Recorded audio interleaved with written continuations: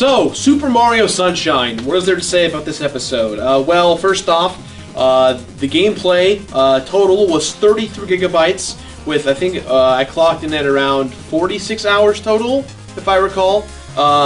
So that's kind of the stats that took me to complete the game with all 240 blue coins and all that stuff. This was our 4th of July special. I actually missed all of the 4th with my family and my then at the time girlfriend because I was working on this episode the entire time. It turned out great. It was a very special episode for us because we only had at the time about 10,000 subscribers, and Private Jared Griffith and his platoon were huge fans of ours all the way, and they were serving our country overseas, and it was really cool to have them reach out to us and say, hey, you know what, we watch your videos over there to pass the time, and it's really great that you do that.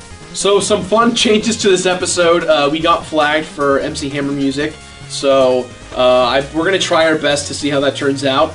We also, there's a big completionist hiccup in terms of jokes. Greg and I, we work on these things so much that sometimes a lot of our communication gets jumbled. So for instance, at the very end, we made a joke about, I thought Greg was making a joke about CSI Miami, when Greg was actually making a joke about the reboot of the TV show Hawaii Five-0, which did get canceled eventually, but in the script he wrote Miami Vice, so all the combination and result ended up being a joke that made no sense. But we rectified that, we fixed it in this episode, so that's a fun little thing you'll see towards the very end of the episode.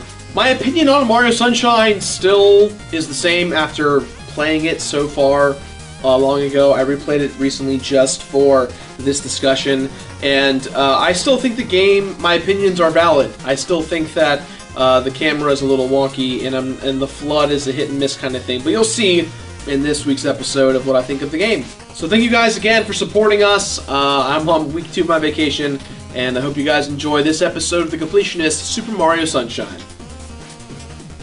I'm still playing Shovel Knight. I completed it on Steam, 3DS, Wii U. I'm crazy. It's great. It's a great game. It's a great game. Yes!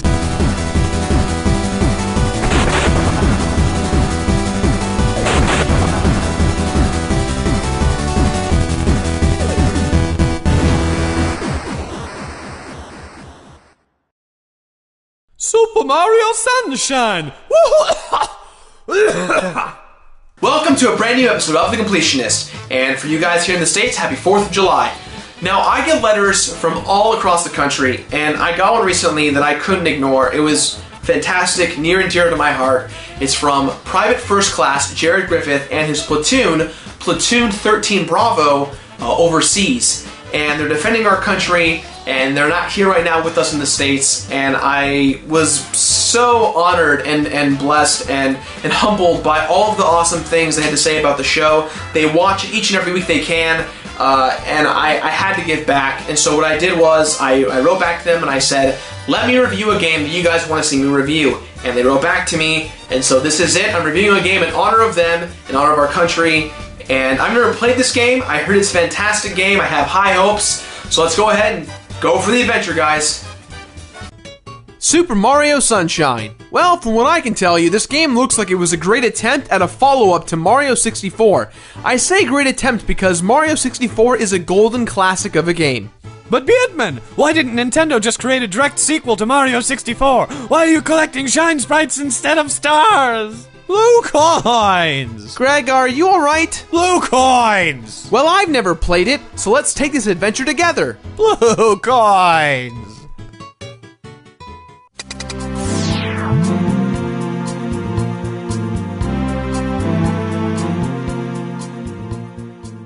This is what I got so far from the story. Mario and Princess jump on an airplane and go on a vacation to a little place called Isle Delfino. Already from the get-go, I feel a little weird. There's something weird about this cutscene. Anywho, the two of them decide to go on a vacation to Isle Delfino, but upon arrival, this place is drenched with nothing but crazy paint. Mario picks up the FLUDD, which stands for Flash Liquidized Ultra Dowsing Device. It's essentially a proton pack from the Ghostbusters, but it contains water. Super Mario Sunshine, sponsored in part by Oric. and water pick, and your dentist, and mates. Clean your room, America. After Mario cleans up the mess, a little golden-esque star thing called a shine appears. After collecting it, the authorities on the island lock up Mario and claim that someone that looks of Mario's description has been covering the island with graffiti. The source of life and power on the island comes from the shine sprites, and apparently they've all left because of the graffiti. Mario then goes to court and is immediately charged as guilty and is not allowed to leave the island until it's completely clean and the Shine Gate has been restored. And of course, in the mix of all of this other person, known as Shadow Mario, kidnaps the princess. Now that we have the story out there, there's one element that just doesn't feel right to me. Yes, in Mario games we know that the princess will be kidnapped and it's up to Mario to save the day as always, but the initial setup was that Mario, while going on vacation, suddenly gets condemned to community service hours and has to clean up things with a portable garden hose, which for whatever reason, the hose can talk to you. All because of this imposter. Maybe I'm just crazy here, but that doesn't really settle well with me for some reason. I don't know. It's up to you guys. Come to beautiful Delfino Island, where we'll persecute you, throw you in jail, and prosecute you for a crime that you clearly did not do, because you weren't even there. Clean your room.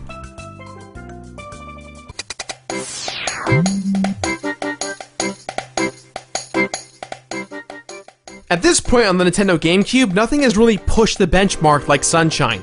Yes, I know Nintendo stuff always looks good when they make it themselves, but this game has a fantastic feel and vibe to it. Not to mention, Delfino looks really gorgeous. Oh wow, it looks just like a Nintendo Cuban controller. Despite this game taking place outside of the Mushroom Kingdom, a lot of the songs used in this game stem from the original games. You can hear it in the music itself. For as dark and as gloomy as Delfino may appear, you'll never be depressed for a dull moment. I really regret playing Mario Galaxy first because there are a lot of moments in this game where Shadow Mario takes away your flood device and suddenly you are in a new level which looks incredibly similar to that of a Mario Galaxy level. The entire time I played these sections, I kept wishing I was playing Mario Galaxy or Mario Galaxy 2. Come ride along with me and all the animals on my Mario spaceship. Clean your room, kids. The voice acting is, wait, that's it? That's why it feels weird to me early on. There's voice acting in a Mario game. Yes, you can argue that Mario 64 had the opening monologue and the ending, but that's only for a few seconds. It's all you really hear through the whole game. Whereas with this Mario game, it has an substantial amount of it. Well, technically everybody but Mario gets to speak. Mario just gets some scary heart eyes.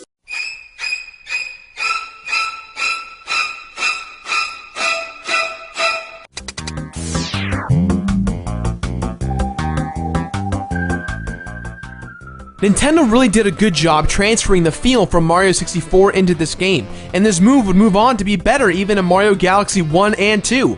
While sticking close to Mario 64's revolutionary 3D gameplay, Sunshine brings a whole lot of new to the table. Yeah, like water. That's new. Clean your... In 3D Mario games, it's become a staple to be able to run around, triple jump, cool crazy flip sideways jump, and long jump. I said long jump. Long jump? There's no long jump. You can't long jump in a Mario game? Well, that's kind of depressing. I mean, the long jump was one of my favorite things about the 3D Marios. And I know a lot of you are thinking you don't really need it, but I don't know. Without it, it just doesn't feel like the controls were that tight.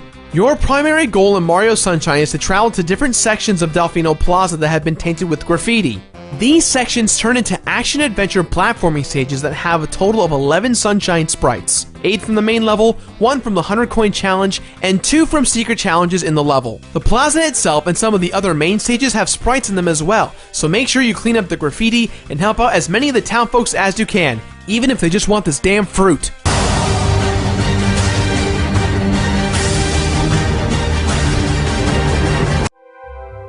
When you enter a stage, you will be given an episode title. Every episode you go on to retrieve a Sunshine sprite offers a completely different and unique experience than the ones previous, aside from collecting the red coins and defeating Shadow Mario at least once per stage. Speaking of which, defeating Shadow Mario over and over again gets not only redundant, but I feel that you can never gauge how well you were doing, no matter how many times you actually hit him. You just had to keep hitting him till he fell over. Let's go, Mario, what you got? Oh, you hit me, let's go, you can't stop me. What you gonna do, Mario? Come on, bring it on, let's go.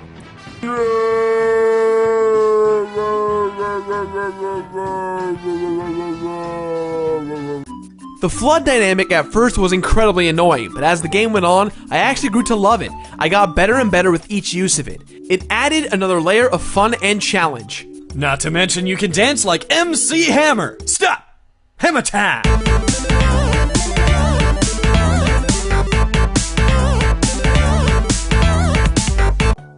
The flood has two different kinds of modes. There's the spray mode, used to clean up things, and then there's the propeller mode, in which you can use water to lift yourself in the air. You can also get temporary upgrades that will change the dynamic use of the flood. Using a super rocket will launch you straight up into the air, while using the propeller rocket will let you glide across the water seamlessly. The flood becomes a pretty nifty tool after all. My absolute biggest problem with Mario Sunshine is the camera. It freaks out randomly when you get in certain situations. Take a look at this, for example. No matter how you approach it, the camera has an aneurysm and there's nothing you can do. All you have to do basically is just take your time, but you're gonna fall a lot. You're gonna fall a lot. You're just gonna keep falling. Ugh.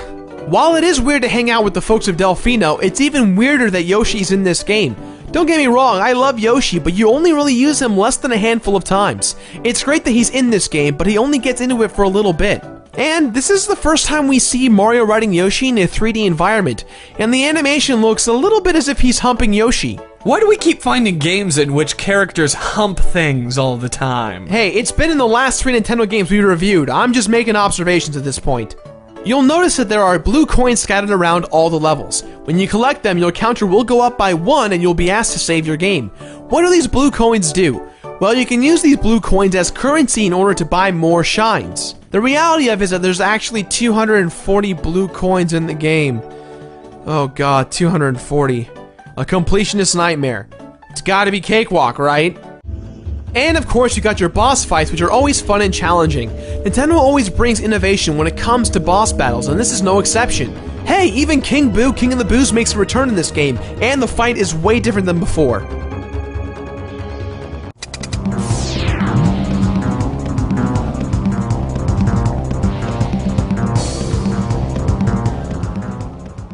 As we venture through, we discover that Shadow Mario is actually Bowser Jr. This is the first time we've been introduced to him. I've talked about this in my top 10 shocking moments in gaming, and this is where it comes into play. Bowser Jr. reveals that Peach is his mom, trying to protect him from Mario. I think my favorite part in all this is that Peach looks so shocked, as if she would never even notice that she gave birth to a dino monster baby thing. Dino monster!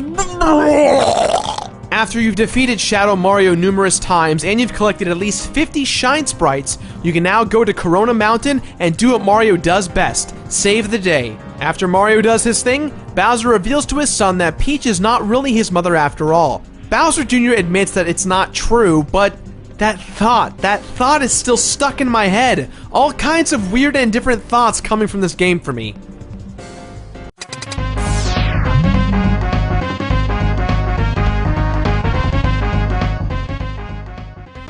This completion bonus rivals that of Brave Fencer Musashi in the sense that while collecting everything is tons of fun, the value may not be worth it.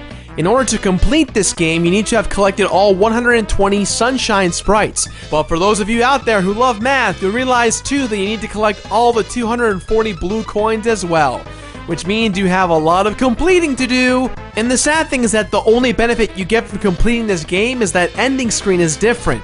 All that hard work and frustration only to get a picture. It kind of makes you sad. But hey, at least if you revisit that one level, you get the Hawaiian shirt and the glasses. CSI Miami Mario! Get cancelled. All in all, Super Mario Sunshine is actually a really fun game. Despite all the little flaws that really annoyed me, it didn't stop me from having a great time. With that in mind, guys, this game gets my completionist rating of play it or finish it. Finna play it. That's all the time I have for today, guys, so please, as always, leave a positive or negative comment in the boxes below. Don't forget to leave your game suggestions for the future of the show. Once again, a very special thank you to all of our troops out there fighting overseas, anywhere you are outside of our country. Special thanks to Private First Class Jared and Platoon 13 Bravo, the Wolf Pack as he called it in the letter he sent me. And again, I'm so honored that you guys watch my show. I'm honored that any of you guys watch my show, but I'm glad that I can bring that we can bring that type of entertainment to you guys each and every week. You have no idea how awesome that really is to all of us. Now, if you'll excuse me. Stop! Hammer time!